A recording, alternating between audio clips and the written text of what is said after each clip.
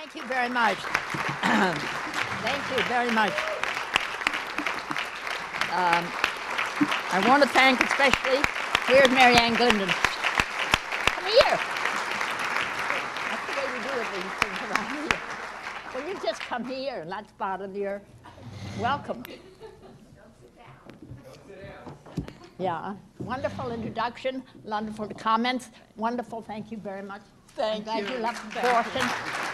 I think she's going to Boston. I think she's going to see the Pope, and I can't wait to see her remarks about the Pope. Thank you very much. Remember that. I want to also thank John Shattuck, who's been our president for over 15 years, and has been enormously grateful for all of the remarks that have come here tonight, to Paul Kirk and to everyone here at the library who has worked in the evening. I am very grateful, very proud to be with all of you tonight.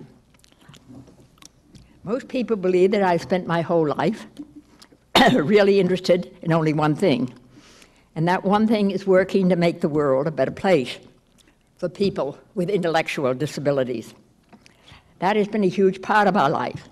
It has inspired one to work on research when I was young, to create sports camp, Olympics, and other programs, and to join with other children and their many causes, and to ask political leaders to make more comments about health, welfare to all of the people.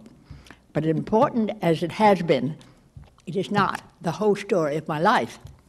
My life is about being lucky as a child, to be raised by parents who loved me and made me believe in possibilities.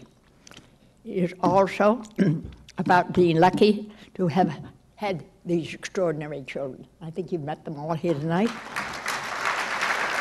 Jimmy, Marty, Maria, Bobby,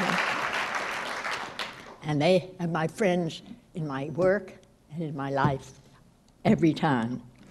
It is also about being especially lucky to have a wonderful husband, about 5 extraordinary children, to see them marry extraordinary wives and a husband, and to play games with 17 extra grandchildren. This also has been my life. But in a strange way, perhaps my life also includes being lucky in the adversity I encountered. I am lucky that I experienced the sting of rejection as a woman who was told that the real power was not for me. I am lucky that I saw my mother and my sister Rosemary treated with unbearable rejection. I am lucky that I've had to confront political and social injustice around the world throughout our career. You might say, why are we lucky to have such a difficult experiences? And the answer is simple. The combination of the love of my family and this awful sting of rejection helped me to develop the confidence that I needed to believe that I could make a difference in a positive direction. You will not be surprised to know that I believe that those same qualities were also the experience that shaped President Kennedy. Truthfully, I believe Rosemary's rejection had far more to go with the brilliance of his presidency than anyone can understand. Yes, he was our country's greatest champion of what we all call mental retardation.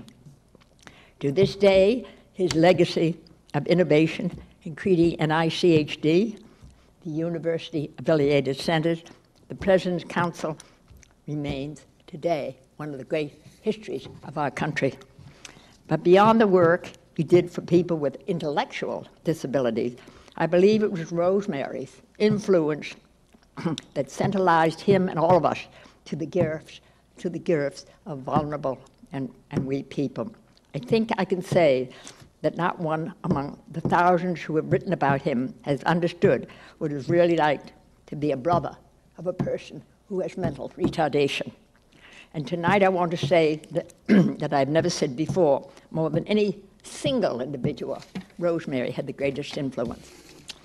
So tonight, with great gratitude to Jack, and also to my wonderful sons and daughters, first I wish to each of you the love of a family. And if that isn't possible, the love of a family who will treat you like a family, because there is no substitute for love. Everything else doesn't matter. If you haven't got a family, go find one. Secondly,